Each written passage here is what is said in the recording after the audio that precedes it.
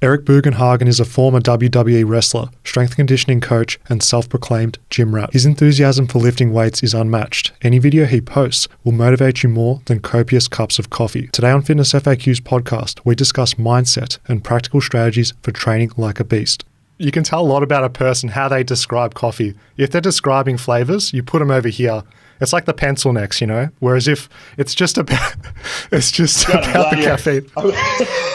So I feel like that's this seems to be a trend for anything in life. There's two categories. You know what I'm saying? There's the pencil X, and then there's obviously the opposite of that. The horse cocks are what I refer to in the gym because you're horsing weight. You know what I'm saying? Serious, just tremendous effort. You know, horse cocking.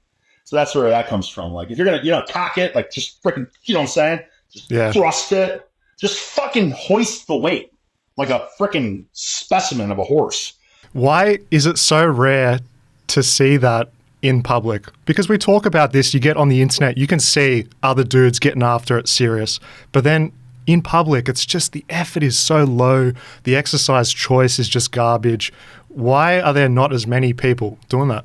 I don't know why, because people are, they're freaking timid. They're timid to put it all on the line because a lot of people are scared of failure. You know what I'm saying? But once you get over that fear and you don't care what people think of you, like, listen, I'll tell you something right now.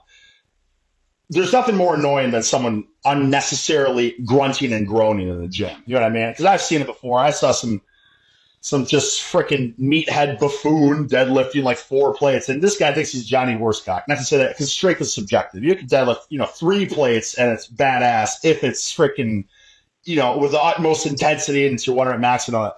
But when it's just someone just, hitting reps of it, just like screaming like a gorilla, it's like, I don't respect that. But if it's freaking putting on the line, you can see this. This guy's freaking, you know what I mean? He's meditating. He's got his eyes closed. He's freaking shaking with adrenaline. And then he goes for it and he puts it out of the line and he's grinding it out. I'll freaking applaud that, man. That's the thing. Listen, you don't even see a lot of that outline. You know what I'm saying? You'll see strong people, but whatever. It's not about the strength. It's about the freaking intensity. The grind. It's about the grind. People want to see struggle in life. You know what I'm saying? They want to see people struggle and overcome it because that is relatable. You know what I'm saying? And everyone has been in a position where they're scared to lift a weight or they fail under a weight or they push through and they freaking grind it and everyone knows that feeling of overcoming and the freaking triumph, and it's very relatable, the euphoria from that.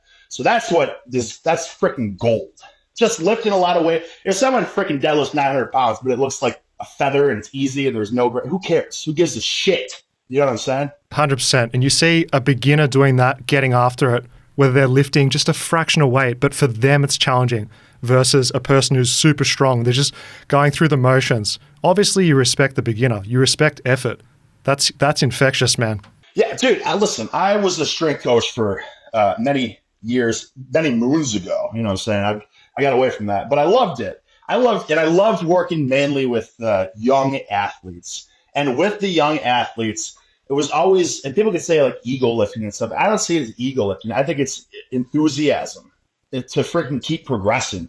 Like, I don't think there's anything wrong with wanting to keep maxing and surpassing your previous personal bests. And now I understand where there's the freaking fine line of where it's like Snap City and your form's going out the window and it's like, but there is a fine line. You know what I'm saying? Like, there's something to be said that it's freaking awesome to see and it's infectious to see people put it all on the line. And that is why so many viral lifting videos online, always, where do they come from? They come from the fucking college football weight room. You know what I'm saying? Because there's like 50 dudes just cheering each other on and they're just grinding it out. And you know what I'm saying? And obviously these are experienced athletes, but they're still young and they're hungry and they're training for a bigger purpose. They want to be at their best because they're at their best, then their team's at their best, and if their team's at their best, and they all get success.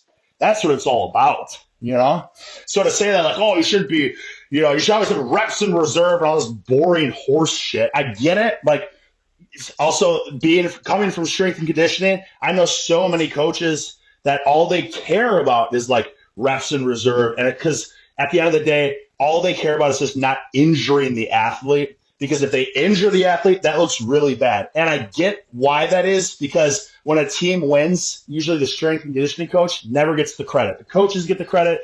the players get the credit, but the strength coach never gets any credit. But if an athlete gets hurt in the weight room, you bet your fucking ass that coach is probably going to get fired if it's a high-profile athlete. So I understand where that mindset comes from of just making sure they don't get hurt. But it's at the end of the day, it's kind of doing a disservice to the athlete. So, because listen, brother, when I was a strength coach, at one point I was working with this whole like private academies weight room. Like I was running the weight room for this high school, and I was a fucking idiot. I was 24 years old, so like I wanted these kids to get strong, and I knew how they could get strong. So I just had them just doing heavy weights all the time, and looking back, it's like, man, like if one of those kids got hurt, probably wouldn't look good for me.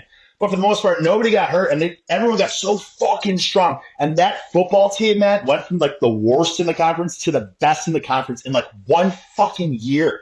And nothing changed. But what happened was they all got excited about lifting, and they all put on like, freaking 10 pounds of real functional mass.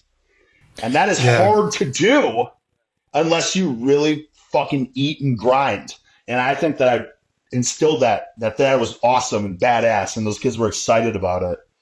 Because when I took over that program, when I took over that weight room, I took it over from a fucking, technical mastermind programming philosophist. Like, okay, we're going to do 6 sets of 7, and, of all these, like, clamshell exercises, and rotations and stuff. Yeah. And I got there, I'm like, fucking Zercher deadlifts. And then after we do that, heavy ass push presses and like real man strength.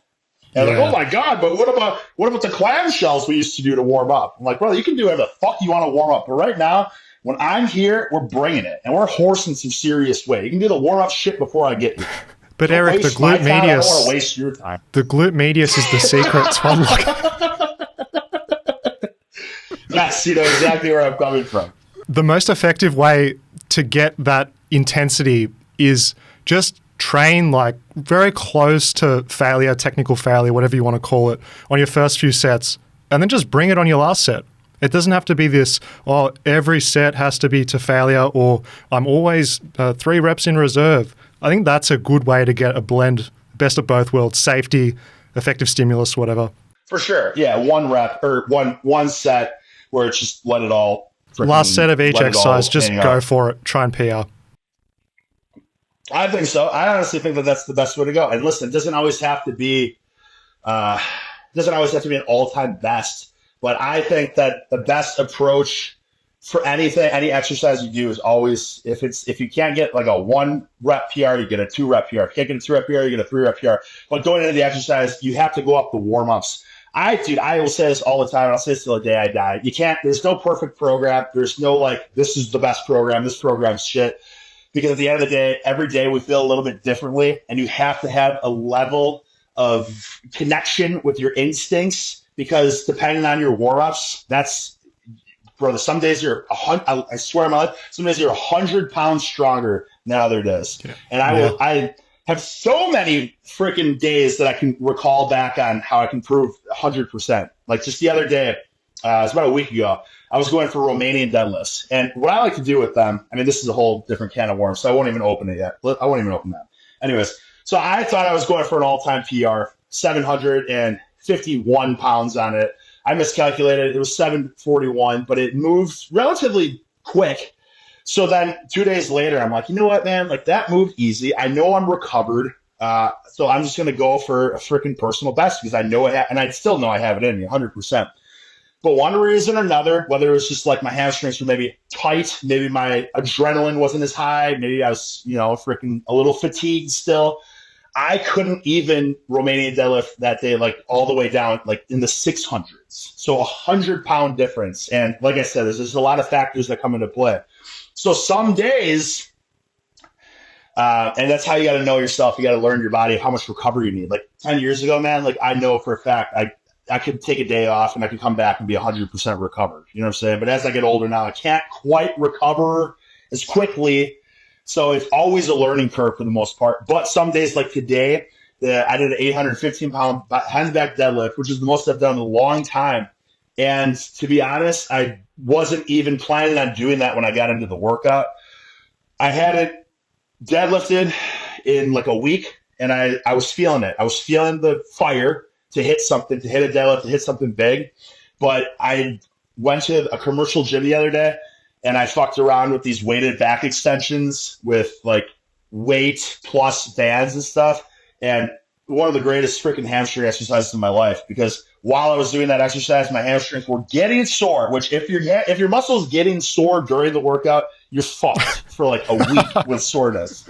And this is proving it. So like, this was like, I don't even know, like 5 days ago now, and I can hardly even bend over and touch my toes. My hamstrings are so sore.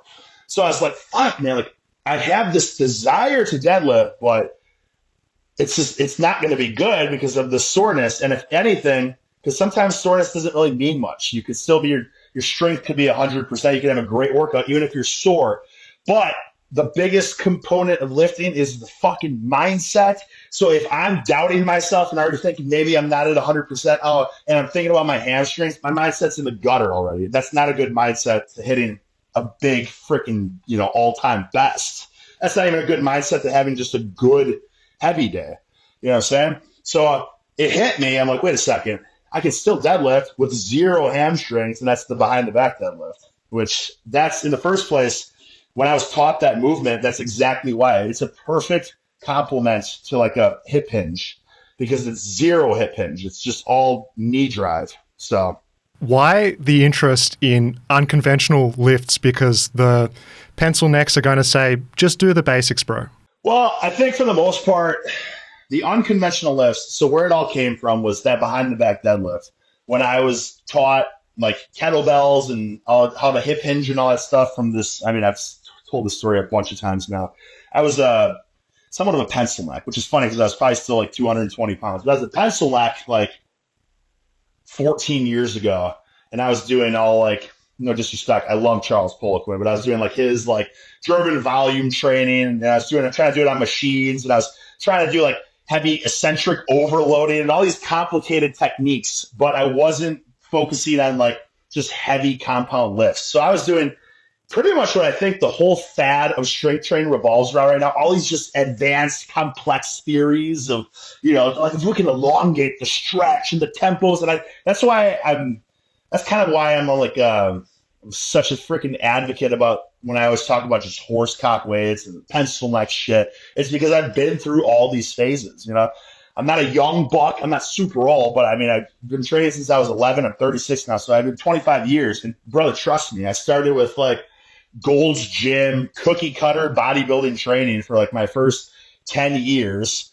And then I did like an athletic program in college. I had to do, push pull legs type program.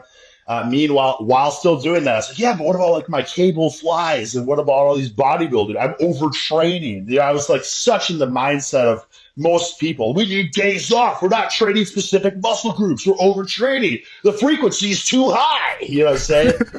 And I've been there. And then I went a total 180. Like once I learned just about like, honestly, like kettlebells and stuff, because like this Russian guy that just kind of like, I don't know, like randomly just select groomed, I guess, is not in a sexual way. This sounds a little bit risque. I think he just saw that I had potential for strength because I had like no idea how to actually do like real compound lifts. He didn't have a van that he was giving pre-workout meals. No, yeah. But he did invite me over to like his apartment, and then would make me like beef heart and stuff like that, and talk. Like have me lift in his garage. But honestly, it was kind of, I found it kind of weird at the time, and everyone that I told to was like, it's kind of strange. But it was like the most beneficial. I couldn't have more gratitude to this guy. It made me who I am, because honestly, he taught me like all like hip hinging, just like the important, like just all the basic shit though. Goblet squatting, kettlebell snatching, deadlifting, behind the back deadlifting. And he had more of a conventional approach to it all. And then as I was done with wrestling and I already kind of dabbled with powerlifting and stuff, I was like, fuck it all, man. Like I have nothing to train for anymore. Powerlifting, I think, is just like, I don't know. I'm not in it. I'm not investing in it at all. And I was really strong on a behind the back deadlift. So I'm like, why don't I just fucking focus on this? Because I was like everyone else. You know what I mean? Like the meat and potatoes, do those things. So I did the bodybuilding meat and potatoes style training for the longest time. I did just powerlifting, meat and potatoes training stuff for the longest time. And I just wanted to do something different. And I had a pretty good, just like natural strength with these, like the behind the back deadlift, probably because like I wrestled, and that's when you wrestle, 3-hour practices every day with like a rounded back and like, you know what I'm saying? Like, so I just got really strong in that position. So nobody was doing that either. So I was like, well, I mean, fuck it, man. Like maybe I can get to like a world record level. So that I was just kind of inspired by that. And eventually I burned out with that. And I was just like, for so long I did it and I was so addicted to it and just grinded and grinded and grinded. And eventually I need something else to do. So with that behind the back deadlift, I was like, I wonder, there's got to be so many other like old time lifts that people don't do anymore that are like gems, because the behind the back deadlift, like, it's cool. It's awesome. It is a good exercise. And I don't know why people don't do it. Like, I guess because people look at it, it's like, well, if it's not really a quad exercise, the range of motion for the quads is pretty small. It's not like by no means is it a hamstring or a glute exercise. You know what I'm saying? It's like lifting an Atlas stone. You know what I mean? Like, what is it? It's just a fucking test of strength. You know what I mean? So I was looking for more stuff like that. And that's where I found Jefferson deadlifts. It's another like test of strength. And Zercher deadlifts just tests the strength. And I honestly do that. And I hate to cut you off. I feel like a jackass for that. I'm sorry about it, because I know you're trying to talk. But I just have to wrap it up in this one point. I feel like what I enjoy the most is just tests at the end of the day. So like I just all those things, tests of strength. I just like tests of strength. I'm fun. I find it fun. I find it motivating. And then it just, like the other day, I finished a workout. It was, this was yesterday actually. I had like pre-workout at 8 p.m. But it was so late, and I was at my daughter's nationals for dance. Yes, all day yesterday. So I was wiped out. But I was like, I got to do something. So I just strapped this big pole, the power pole. I strapped it on me and just walked around my yard for like hours, and my back was fried. I was like, well, that's cool. I'll see how I feel tomorrow. Because I just like experimenting too. You know what I mean? Like at the end of the day, I don't care if it's optimal programming. I don't care about optimal hypertrophy. I don't care about optimal strength. I just like, I mean, at the end of the day, strength training is a journey. You know what I'm saying? Like, I'm going to do it till the day I die. Hopefully I die when I'm like 120 with modern medicine. We'll see. You know what I mean? Hopefully that's what I like to think. It's modern medicine. It's 2024. By the time I'm getting on death's door, hopefully they have some life extensor. Who knows? But it's all about tests. And if you test yourself and push yourself at the end of when it's all said and done, basically, you're going to be a freaking specimen. You know what I mean? Because, like, yeah, you have a program. Ideally, this is perfect for hypertrophy and strength, and it's optimal for recovery. Or it's just like, today I'm just going to push my heart and soul to the limit. And then the day after that, I'm just going to push my heart and soul to the limit. And the day after that, I'll find something else to push my heart and soul to the limit. You know what I mean? Like, what do you think's a better? Honestly, like, I just find that more fun. And to be honest, there's probably more than one way to skin a cat. You know what I'm saying? All techniques can work. It's really just whatever you're enthusiastic about. And for me, it's challenges, in all honesty. I just feel like personally, like physically, I thrive on that. And I just saw, I ended yesterday's workout doing 100 just body weight walking lunges in a row because I just wanted to do something different. I just like extreme stuff like that. And by the time I got to like 80, I'm like, holy fuck, like this is crazy. Like, I had a hell of a leg pump with just body weight. So then I was thinking to myself, you know what I'm going to do? Like, I always like looking up stuff and seeing if other people have tried anything similar. And there was some guy who did like 100, or he had a test that was like walking lunges across a football field. Like, if you can do it all in one set. I'm like, fuck, that looks badass. He did it with like 185. So I can tell you right now, I can guarantee I can already do that. So it's like, how about we go 225? Or something. That's my next like mindset thing is I want to just keep doing ultra high rep walking lunges and then do like across the football field or something. You know what I mean? Cool shit. Like that's fun and that's cool. That's a powerful message, especially for people that have been training for a long time. I've been training for 16 years now as well myself. And you speak to other people that are veterans of, 5, 10 plus years. They all say the same thing, because you need to start exploring different things, because the worst trap you can get into is going through the motions. Oh yeah, I'm doing the optimal exercise. I'm just doing my squat, bench, normal deadlift, but you're not pushing yourself. And that's almost as bad as just not going. If you're someone that wants to really challenge yourself, you know what I mean? Just like going through the motions, but not giving your authentic effort, if doing some unconventional lifts that still train the movement pattern, behind the back deadlift, behind the neck press, pull-ups, it's not conventional, but it's still training the movement pattern. And when you come back to your conventional stuff, you can't tell me if you're horse cocking weights on the unconventional lifts that your strength and muscle mass won't translate to some extent. For sure. Absolutely. And honestly, just going through the motions, maybe you'll maintain, maybe you'll be a little bit better time after time, but it's very relatable to anything else you do in life. And for me, I can honestly say wholeheartedly that I've been, dilly-dallying, dabbling with guitar even longer than lifting, but I've never tried 100% pushed myself. And because of that, I'm just very mediocre. You know what I'm saying? If I had the same mindset that I had for lifting, I'd be a fucking virtuoso in the guitar. But I always just do, a little bit. And it'd be the equivalent. And my wife tells me this all the time because I'm always, fuck, this song's badass. I wish I could play it. She's like, well, think about it. It's just no different than you and lifting. You saying you wish you could play that song is like someone saying, I wish I could, deadlift 800 pounds, but all they do is go to the gym and hit curls and some machines every once in a while. It's never going to fucking happen.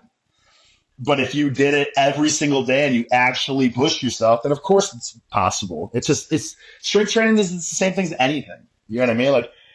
Anything. The guitar is just a good example of it. But skateboarding, that's another thing too. All this stuff takes time. It takes it all takes one thing in common, and that's you have to put it all on the line. You know what I'm saying? To do some cool I was also just a shit skateboarder. So, hit Nollie, that was my peak. But I think that's because, again, I was scared to try cooler stuff and not willing to put enough time to keep practicing with it. And at the end of the day, if that's the mindset, you're never going to get past mediocre. And I feel like a lot of people are looking at strength training as something different, but it's not. It's just a skill as well. You can be beginner, of course, and you can get to mediocre, just like how you can get to mediocre by dilly-dallying and shit. I could do art every day, but not really commit to it and be a mediocre artist, mediocre at your instrument, mediocre at skateboarding. But if you really are enthusiastic about it, you try and pushing your boundaries every day, you're fucking great. What does mindset mean to you in the gym? Because I see the stuff you post online, it gets me absolutely fired up. I think I speak for everyone else. Your enthusiasm is infectious. Your passion for the game is just off the charts. How can we cultivate some more of this mindset into our own practice? It's a all-encompassing spectrum, you know what I mean? So it's kind of hard to wrap up in what exactly is it. But I think the easiest way to describe it is never settling for just basically going through the motions. You know what I'm saying?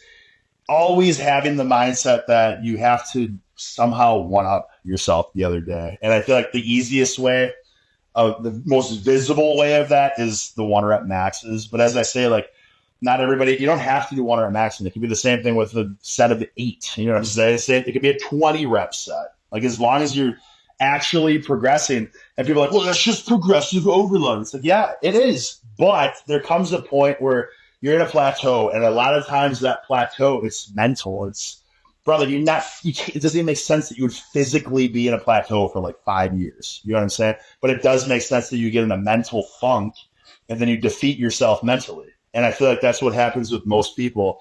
And brother, it's happened to me for the longest time. And that's why, as simple as it seems, putting band resistance on my weights when I'm warming up is an absolute game changer. Ever since I started doing that, I've been hitting PRs again. Nothing's changed. If anything, I've lost weight. I've lost probably 20 pounds from a year ago, but I'm hitting strength PRs now finally. And it's because I'm finding a way to get out of my own head. You know what I mean? Because especially the longer you're going to plateau, the harder it is to get out of it. Because everyone looks at a weight, we'll just say it's bench, because most people are, bench is the thing everyone wants to have, basically. So let's say it's a 315 bench. You could have 225 be flying. It's moving. Everything's feeling good. But once you get to an X, 275 or something, or 315, you start respecting the weight too much. And no matter how easy those warm-ups are, you're already mentally defeating yourself. And that's what happened with me. Well, that's what happens with everyone. Like, but for deadlifts, like for the longest time, dude, honestly, I want to say 10 years, I was chasing 700 on a deadlift. 10 years. And I could never do it. And that's because once you get the 6 plates on each side, it's like the 585, it's like, okay, this usually starts to feel heavy. So then you believe it, that this is going to start to feel heavy. And then 635, that's the set where it's like, all right, sometimes I can get this, sometimes I can't. And then 675, it's usually like, oh, maybe I'll get this. So if you're already thinking, maybe I can get this, maybe this will be hard, maybe I can get it, there's no fucking way. If you're thinking about that 675, there's no way 700 is going to happen unless you're like that much stronger. You know what I'm saying? But if you're that much stronger, then it's a different can of worms. Like, then you're just a daisy for never pushing yourself harder. This episode is sponsored by Fitness FAQs. Become a bodyweight beast with our calisthenics workouts. Use the coupon code podcast10 at checkout to save 10% off when shopping at fitnessfaqs.com. Don't miss this discount. Start training smarter and enjoy the gains. I just thought of a fun experiment for unlocking your potential. It would be if you're training with a lifting partner, you could do a blind test. I don't know if you've ever tried something like this, where they load it up towards 700 and you just approach the bar and you don't have those shackles in your mind. You're just going to fucking go for it like a savage each step of the way. I guarantee anyone doing that challenge would surprise themselves by how much stronger they are. And I can speak this with 100% certainty because now anytime I deadlift, squat, I'm trying to find more ways to do it every time I deadlift and bench, I'll use bands now to warm up. Still trying to find a way to do it with squats. But anytime I do that, now because I'm always looking at the plates, 3 plates, 4 plates, 5 plates. I'm like, this is easy mentally because I only somehow subconsciously I'm only thinking of the weights, but I have 6 extra bands of resistance, which is a shit ton of resistance.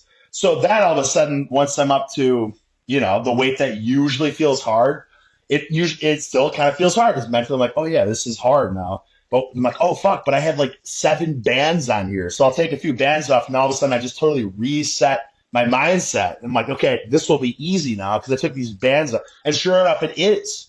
And it's crazy how well it works. And someone brought up reverse bands or something too. Because you always talk about how great bands are, and all of a sudden bands are bad. It's like, brother, you're getting the message twisted. Reverse bands are bad. I did those for the longest time with the conception that I'll have more plates on the bar and I'll be moving more weight, but only can help where I need it. And it's just, for some reason, it's not true at all. Because again, you still look at the plates and you're respecting the plates on the bar. So you can put more plates on the bar. So then you're telling yourself, holy shit, that's a lot of weight on the bar. But those bands, for all you know, can be taken 200 to 300 pounds of. So you're thinking this is a shit ton of weight when in fact it can be lighter weight than you normally lift.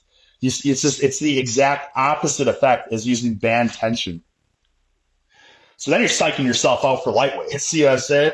Not everyone, I'm just saying, but theoretically, that's what would happen. I've done I think I did deadlifts with 865 reverse bands. Oh, fuck yeah. And then I'll take the bands off and it's I can't even budge 700. You know what I'm saying? Where it's the opposite effect with the band resistance. It's okay.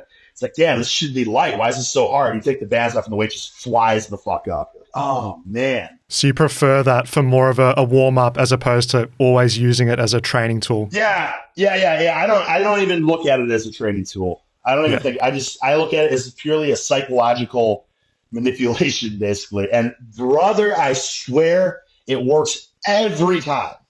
Maybe eventually I'll hit a band. I'll start to learn the bands and the resistance, and maybe you know what I'm saying? You can only outsmart yourself for so long. Exactly. But today, I hit 815 behind the back deadlift, which is for the longest time because I had 2 knee surgeries, and my first knee surgery was 7 years ago. So I hit 880 was my all-time behind the back deadlift, and then 7 years, and that was probably 8 years ago, probably. And then 7 years ago, I had ACL and meniscus surgery, not weight related. None of my injuries are ever weight related. It was just professional wrestling related, which I look back and regret even getting involved in that in the first place because my body's my number one asset. It's why did I ever do something where I was literally giving my body away to get hurt just to make money. It's easy to say in hindsight though, but I mean, based on hearing your journey, it was like a lifelong ambition. You'll never, die regretting, oh, maybe I should have went for it. You've done it. That's true. Yeah, I mean, yeah, absolutely. I mean, if there's ever anything that you feel like maybe you should do, you should always just do it. Because, yeah, I mean, you don't want to ever look back. I mean, I always look back like college wrestling, and my first 3 years, because I wrestled for 5 years in college, my first 3 years, where do we even begin with this? Basically, my first 3 years, I cared in college more about like partying and not ever doing extra work and stuff. Whereas in high school, I kind of learned that it's like, if I just do a little bit more than everyone else, like in my mind, I have the total confidence that I should win. And honestly, and I'm sure it's the same for all sports, but I can only speak from wrestling. If you believe that you're gonna win, you're gonna win, dude. It's such a mental sport. It's super physical. You got to be in great shape. It's technical, whatever. It takes strength and stuff, but at the end of the day, whoever's got a stronger mind is usually going to win. There's people that are like the best in the country versus some Joe Schmo. But if that Joe Schmo is hungry and just has aggressive will to win, they usually end up winning. It's crazy, man. It's crazy. That's what I love about working out. It really instills that thought process in your mind because, naturally we're wired for comfort. We want to avoid pain, seek pleasure. When we work out, especially if you have serious goals of strength, muscle mass, all that stuff, you have to push the comfort zone. That's actually a requirement in this area. So it's rewiring your brain that this is a good thing. And then when you get that in other aspects of your life, work, relationships, you can just push through that a little bit more. I just noticed on average, people that work out hard have that trait. For sure. Yeah. It's so my daughter's 8 right now and she's doing like dance, which is super competitive and serious already for 8 years old. It's crazy. And she has been doing extra work. And at times she'll practice on her own. And then other times she'll get kind of complacent. She doesn't. And just yesterday she had like her solo for nationals. And she was thinking that she was going to place really well. And she didn't end up placing. And it like breaks my heart because she was so sad. And she had these great expectations. But deep down, I'm like, this is a great thing because this is literally what makes or breaks. Just, it either toughens people up.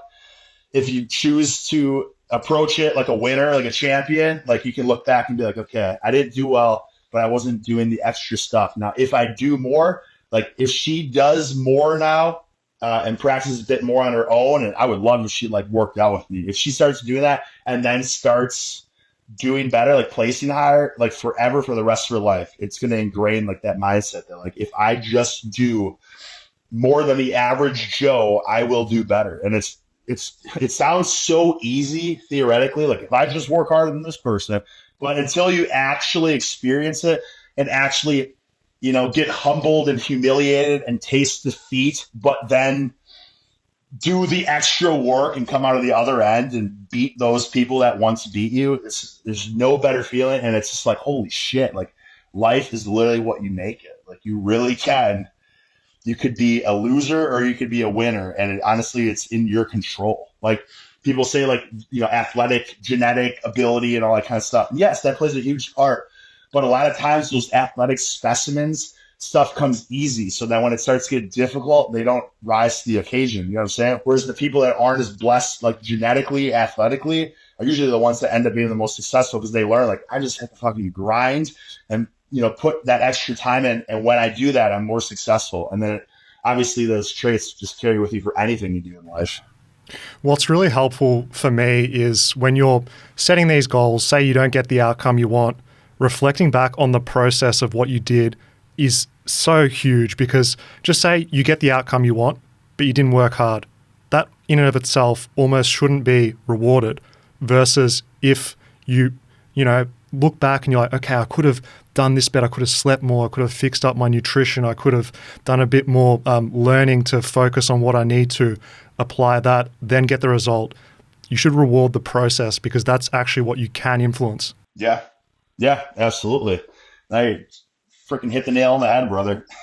It's reward the process. Yeah, I mean, and honestly, I feel like that is very relatable to everything in life that we do, basically. So, for instance, and a lot of people are like addicted to energy drinks and stuff like that. And you get why, because at first it's like you drink them and you feel good. You know what I mean? Um, so that it's a slippery slope. But I kind of learned, like with coffee, for instance, like, okay, if I drink this coffee or if I drink this pre workout or whatever, I have to freaking bring it and utilize it. You know what I'm saying? Like, what I don't understand is the people that like, because we're talking about coffee. This is the people that like just drink coffee to do like nothing. Because like when I have coffee or if I have something, it's like, all right, one way or another, I have to be productive, like in the gym or bring some freaking major fire to the camera or something. You know what I mean? Like personality, or basically like this is a delicious treat that I'm giving myself. You know what I'm saying? This freaking caffeine stimulus. I want it. I'm addicted to it. But in order to get it, I have to put it all on the freaking line. You know what I'm saying? Because at the end of the day, man, the caffeine's, it's a tool. It's freaking caffeine's a drug. You know what I'm saying? So you can use it or you can abuse it. So I can't, the people that drink the energy drinks all day, it's like, what are you doing, man? What are you doing? Then what happens when you actually do have to freaking put it all on the line? You know what I'm saying? What do you do then? Meth? You know?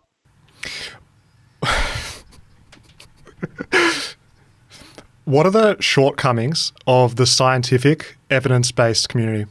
The shortcomings of it, I think that I think the shortcomings of it are thinking that there's all the answers are in exercise selection, rep ranges, tempos, and all that kind of stuff. And yes, those are tools, but when you're looking at it from that way, you're not getting gritty with it. And I think that these things can be utilized fantastically if you've learned what your true max is and how to push yourself to your true max and how to truly push to hit PRs and stuff like that. And I feel like that when people are so caught up in the, this current trend of like optimization, they're missing out on that biggest factor of it all.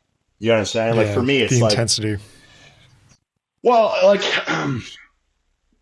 if you really don't know how to dig deep, get in the zone, get freaking just primal, then you don't know like what your true potential is. You know what I'm saying? So then you're going off of like, okay, well, this is what I can lift. So if I'm lifting, 70% of that, I'm leaving 2 reps in reserve. It's like, but you don't know what you have in reserve. So I feel like you have to, and again, this is why I'm grateful. I'm sure like any martial art is the same way, like, or anything that pushes you to the point beyond exhaustion. Because when you get pushed beyond exhaustion, you realize how much you can really put forth. You know what I'm saying?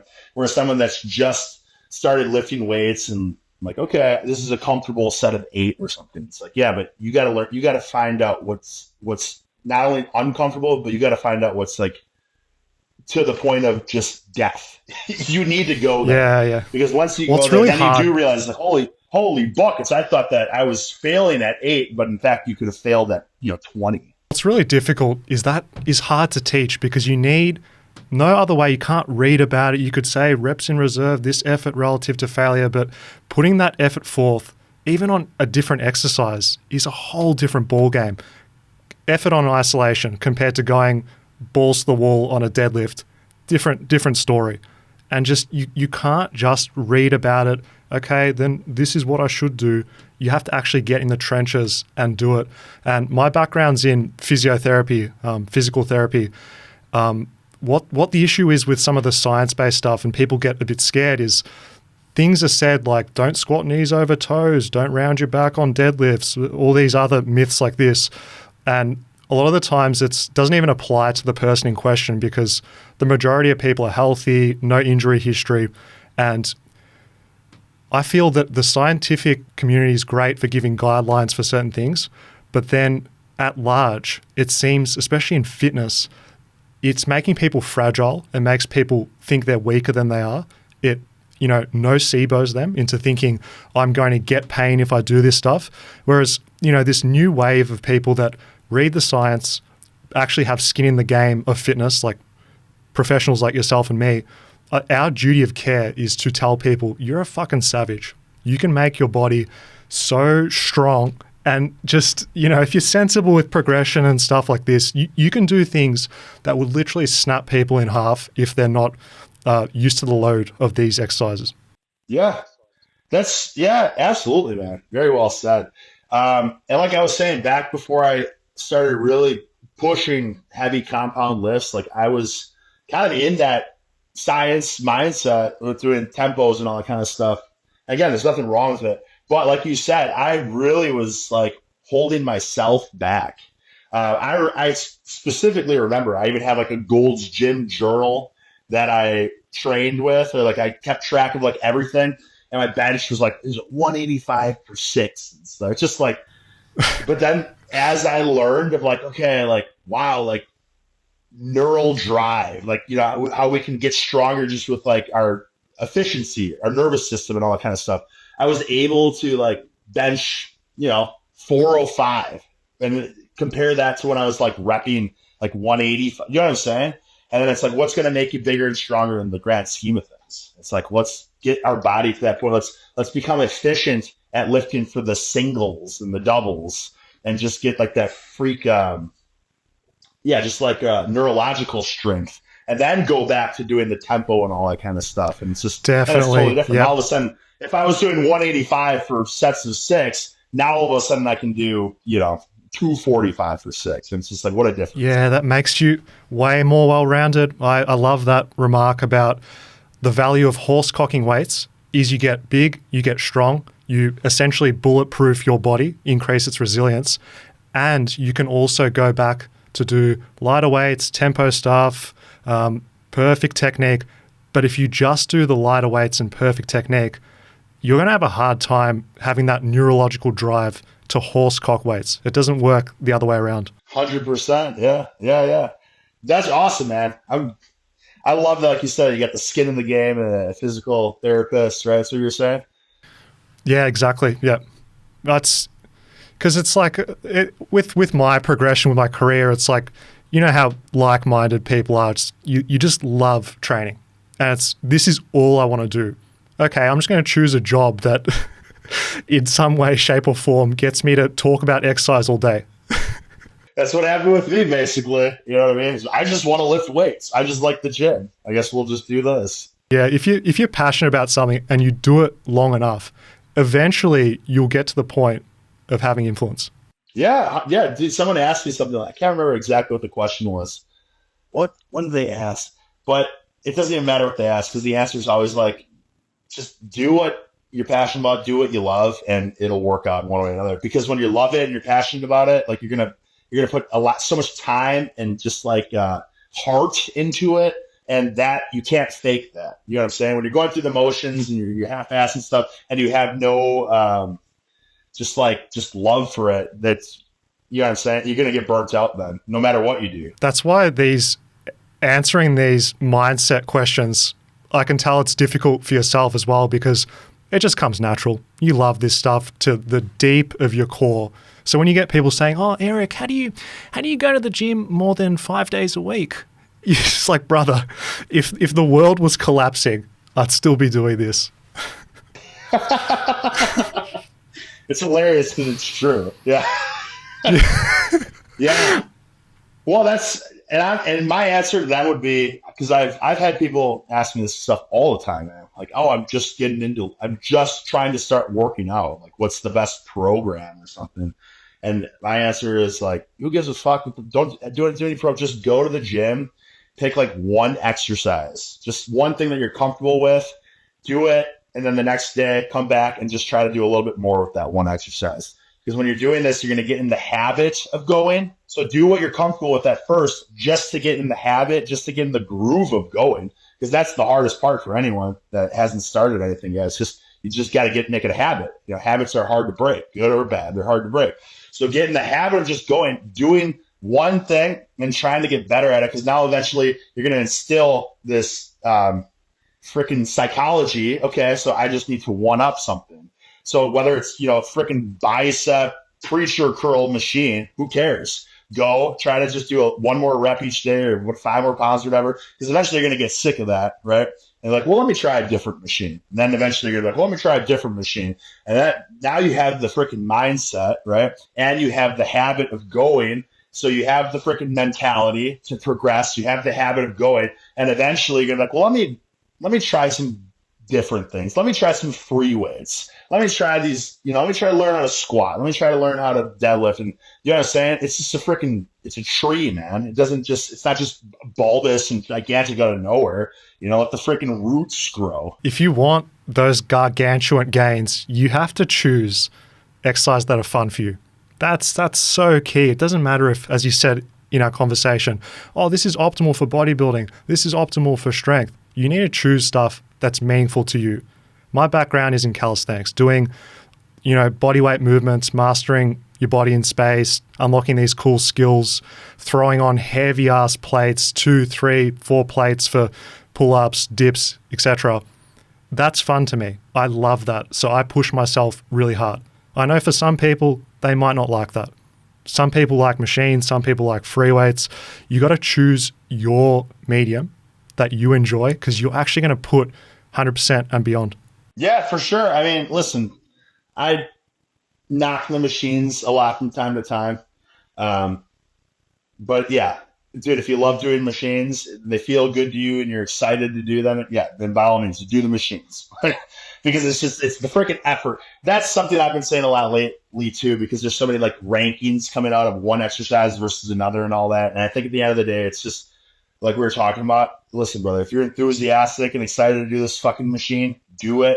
Just bring some grit and intensity and freaking fire to it. And then it's an S-tier movement. If you're doing this machine just because you think it's optimal leverages and all that, and it's going to peak the freaking most muscle recruitment, it doesn't matter, because if you're not really putting it all on the line, it's doing jack diddly. A machine does not grow the muscle. You know what I'm saying?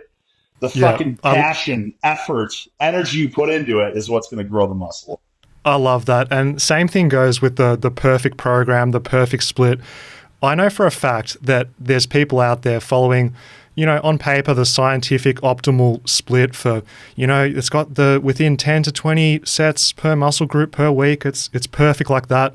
You've got like 4 or 5 different chest exercises to make up that 10 to 20 sets. And the person's going through the motions, versus you get someone in calisthenics. We don't have that many exercises. There's dudes just doing 15, 20 sets of dips a week, and their pecs look way better. They're just doing one exercise. Yeah, I've seen that. It's funny because I've seen a lot of calisthenics, but it's just like just push-ups. This is like just the craziest, rich, jacked chest you've ever seen. It's like, well, there you go, dude. But there's no incline. There's no flies. Yeah.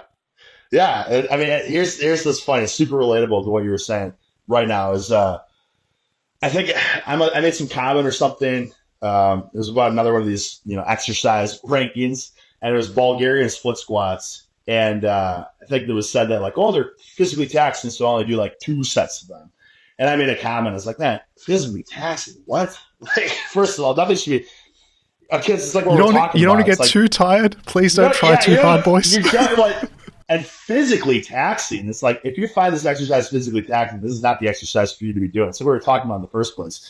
Do what you are passionate or what you want to have fun with. That's what you're going to progress with. You're doing something that's like, my mind just can't take this. It's like, how are you ever going to keep doing this year after year after year? You know what I'm saying? It's not sustainable. Like, if it's like mentally draining you, it's not sustainable already. But anyways. So this person's like, so you recommend that they just do a super taxing exercise instead of doing 6 other? And I was like, yeah. It's because in my experience, Bulgarian split squats, like I went through like months of just doing those for my legs. And, I got super strong at them, always felt crazy soreness in my glutes or in my quads, right? And I like them too. Good stretch, like the hip flexors on the back leg. And like, lots of variations of load. It's just endless. Yeah, it's just a freaking great exercise. So yeah, if you just do that and push that really hard, if you really just push that hard, I really do believe that one exercise is probably better than half-assing 6 other exercises. That really highlights the question I want to ask you is, now we've got so much information, so many resources, people tend to really overcomplicate their routine. How would you simplify things for people that do feel overwhelmed? Oh, this is easy, man. I say this to people all the time. Just do one exercise and just, dude, this is age old advice. I heard this from Arnold. I think it was like Vince Gironda or something. He's like, do 20 sets of 20 reps. And I didn't start doing this because of that. I just heard this like a week or two ago. Arnold was saying that like Vince Gironda because he asked why he was doing this stupid triceps movement or whatever that he never did before. And Vince told him to do 20 reps of 20 sets and then to see how he feels the next day or like where he's sore and stuff. And my point is, I had that same mindset because like a lot of times I was doing these odd lifts and stuff where there's like nobody does them. It's like, what does the behind the back deadlift even do? You know what I'm saying? So if I just did that, I'm like, I'm just going to do this and see how I feel the next day. And that's like, holy shit, I'm like sore. Like, you know what I'm saying? Like my mid back is sore, right? My quads are a little sore. So it's like, if you just do one thing and put a lot of effort into it, you're going to see like how taxing is that exercise or where is it making you sore? You know what I'm saying? How can you recover from that one exercise? So I feel like that's where it's like the experience in the game. Versus like, I got to do this. I got to do 6 exercises. I got to get to now, before it was 26 sets for optimal hypertrophy. Now it's 52 sets. How can I get 52 working sets? How many exercises? You know what I'm saying? Like, I don't think any of that matters. I think it's just because each of us are different, right? We're going to recover differently. We have different leverages, different exercises that are going to work us differently. You know, like a sumo deadlift, like is going to work me a lot different than it will with someone with, T-Rex arms. So it's, if I say this does this for me, that's cool, acknowledge it, and you can be like, all right, it does this. But then you have to also try it out for yourself because it might, one reason or another, it might not work for you the same. Or it's like someone squatting. You know what I mean? Their leverages can be totally different. And if I say, oh, this squat like works my quads like crazy, but then someone else it's like all like lower back or something like that, then they got to find a way. It's like, don't just do it because I'm telling you it works my quads like crazy, and you'll have to find something. You know what I'm saying? Yeah. The biggest takeaway there is with less is more. The biggest takeaway is that you're forced to focus your effort on that thing. If I have 5 or 6 movements in a workout, in my mind, I'm subconsciously pacing myself because I know I still have to do all those other exercises. If you only have 1, 2, or 3, you are faced with reality if you're training like a pussy, because you've got no other movements to feel like, oh, I had a good workout and I got a little pump because I did all this stuff. Hell yeah, man. That's frick, dude. Sometimes I have a hard time conveying my message, and that's 100%. 100%. And I learned that through experience too. And like I'm saying, that's why you have to just do stuff for yourself. Because I learned from like you were saying, it's like, God, if I have 6 exercises, you're going to half-ass it. And the funny thing is, I went back just out of an experiment to go back to the Arnold training program that I did like 20 some years ago, like the Encyclopedia of Bodybuilding, because I think I didn't know what I wanted to do in terms of training. This was a few months ago. Like half a year ago now at this point. So I'm like, well, let me just go back. This could be a fun experiment. So I did it for like a month or 2 months, and it was 100% that. It's like, because I had to do I think it was like 11 exercises per workout. I couldn't bring the same grinding mentality. So my strength plummeted. You know what I'm saying? I was doing more stuff, and it's like, you should be building muscle with this increased volume and all that. But my strength got worse.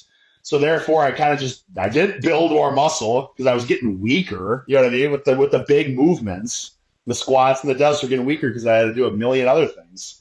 Hack squats, you know what I mean? Leg extensions, donkey calf raises, good mornings, lunges. It was like it's just way too much stuff.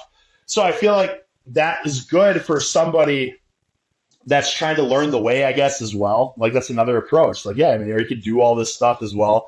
Test the waters, see how it is. But yeah, it's for someone that knows how to really push themselves or wants to do that. Like you said, training like a pussy versus not. That's a lot. If you don't train like a pussy, that's a lot of exercises to really get after it.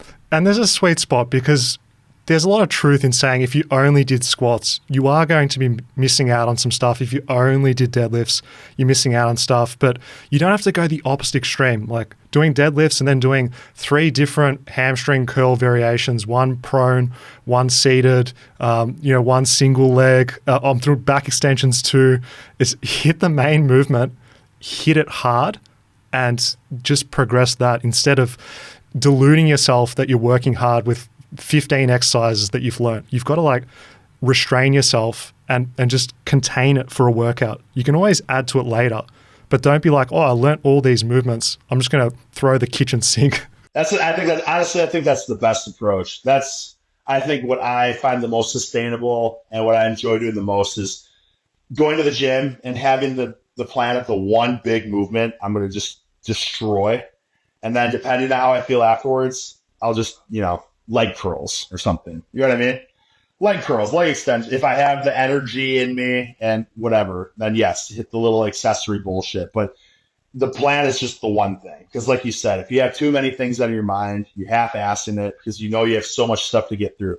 So if you minimize that to the max, you're going to put it all freaking on the line. Eric, I'd love to hear your daily routine. Like what habits do you have around your workouts in terms of nutrition, coffee? I'd love to hear some golden tidbits. I was much more regimented when I was trying to get as bulbous as possible.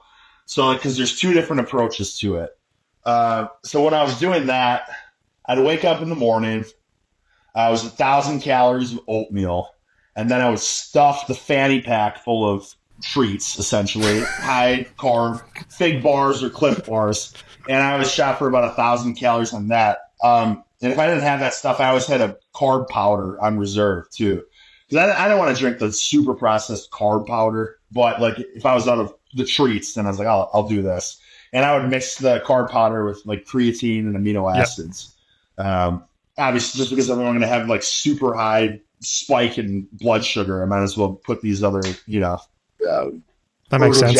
Aids in there. So that was already 2,000 calories total for the day. And I usually like to work out early in the morning, early in the afternoon. And then after the workout, it was always bagels, some sort of bagel treats. With the gain of the weight, there's a lot of treats all day before, during, it's all high carb stuff. And I really firmly believe that like these people are so OCD about protein. It's like, brother, if you just up those carbs, you don't need to mega dose the protein. You know what I'm saying? The protein, like with the freaking oatmeal and all the fig bars and the PB&Js afterwards, like I didn't have to supplement protein at all. You know what I mean? Because I was getting between there. I was always shooting for about 5,000 calories, and I was getting 3,000 calories easily just revolving around the workout. And then I was just going for real food basically for the rest of the day. Especially if you're eating 3 or 4 meals, you've got like a palm-sized or a bit more portion of protein each meal. You don't even have to worry about hitting that gram per pound. So basically, it's not like I'm eating just these treats all day. But the freaking treats were revolving around the workout, basically. And when I say treats, dude, I'm not talking about gummy bears and candy and shit. I mean, for the most part, it's nothing terrible. You know what I'm saying? Carbs, easy to digest. Peanut butter and jelly sandwiches post-workout, and then like some, fig bars, which aren't the worst thing. You know what I mean? Blueberries and prunes and whatnot. And then sometimes for the gain of the weight, also, I would do this if I was in a pinch with like traveling or time-wise. The best thing, man, that I tell people all the time is just like, you got to get a good blender. You know what I mean? Because then you can put 1,000 calories of oatmeal. You can put some spinach. You can put some blueberries, some peanut butter. If you have the protein powder, put the protein powder in there. If you're trying to just freaking mega dose those calories, you put a scoop of ice cream in there too. Dude, it's so easy to get like 2,500 calories in just one shake.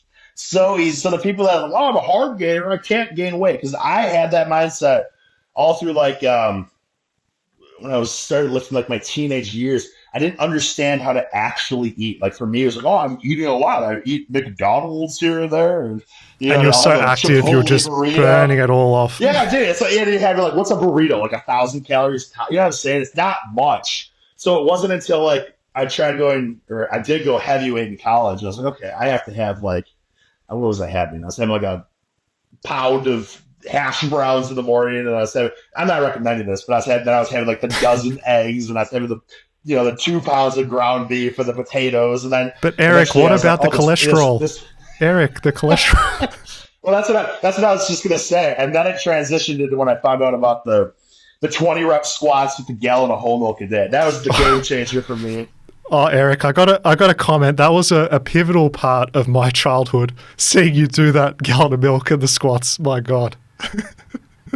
Dude, I did the 20 rep squats. Like, holy dude, that's honestly kind of what taught me that the more, like, if the effort and the frequency of something, that with the strength with it. Because before that whole concept of the 20 rep squats, I never would have even believed it. Because the whole concept of this is that it's like, okay, start with 225 for 20. And then take a day off, and the next day do 230 for 20. Take a day off, and the next day do 235 for 20. I never would have thought it, but I put like 100 pounds on from starting that. I know for a fact I started at 225 and then got to 315. I can't remember how much further I got down, like when I first started that program. But what was wild about that is you saw the first video, it was tough.